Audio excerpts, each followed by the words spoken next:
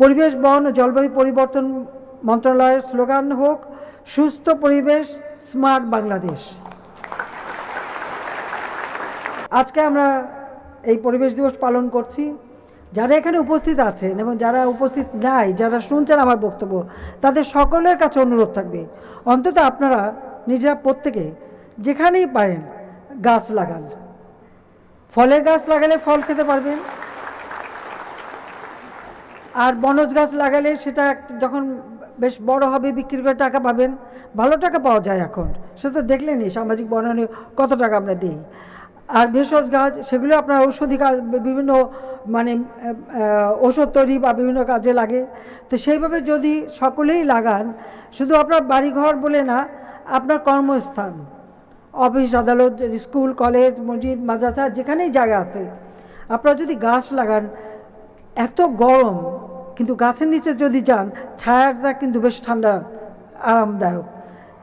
সুধীমণ্ডলী, পরিবেশ সংরক্ষণ এবং জলবায়ু পরিবর্তনে সফল উদ্যোগ ও নেতৃত্বের কারণে বাংলাদেশ 2015 সালে চ্যাম্পিয়ন অব দ্য আর্থ পদক অর্জন করে। মন্ট্রিল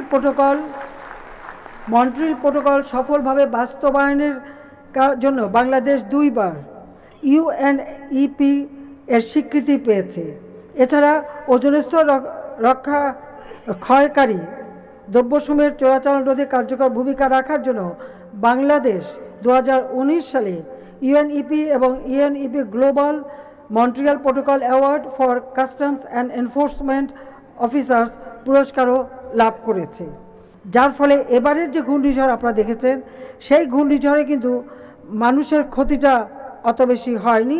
কিছু এলাকা ক্ষতিগ্রস্ত হয়েছে, সেটাখানে হয়তো কাঁচা ঘরবাড়ি বা ঘরবাড়ি কিছু, কিন্তু এবারের যে ঘূর্ণিঝড়টা আসলে প্রকৃতি আপন খেয়ালে চলে। আপনারা একটা জিনিস লক্ষ্য করেছেন, এত দীর্ঘস্থায়ী ঘূর্ণিঝড় এবং জলোচ্ছ্বাস এটা কিন্তু অতীতে আমরা কখনো দেখি নাই।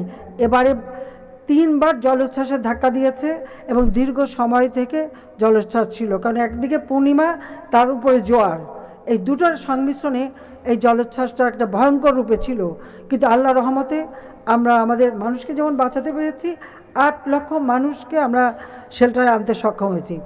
সরকার জলবায়ু পরিবর্তনের বিরূপ প্রভাব থেকে ভবিষ্যৎ প্রজন্মকে সুরক্ষার জন্য মুজিব ক্লাইমেট প্রসপারিটি প্ল্যান 2022 থেকে 2041 সেটা আমরা প্রণয়ন করেছি এবং তা বাস্তবায়নের কাজ আমরা শুরু করেছি।